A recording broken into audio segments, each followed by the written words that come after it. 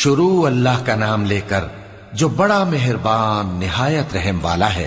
حامیم، یہ کتاب رحمان الرحیم کی طرف سے اتری ہے، ایسی کتاب جس کی آیتیں جدا جدا بیان کی گئی ہیں، یعنی قرآن عربی،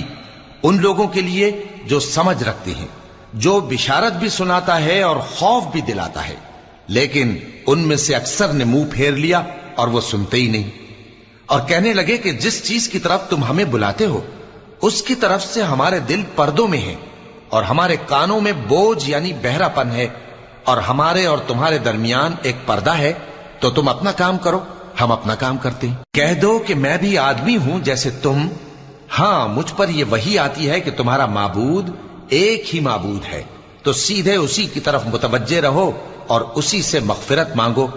اور مشرکوں پر افسوس ہے جو زکوٰۃ نہیں دیتے اور وہ آخرت کے بھی منکر ہیں۔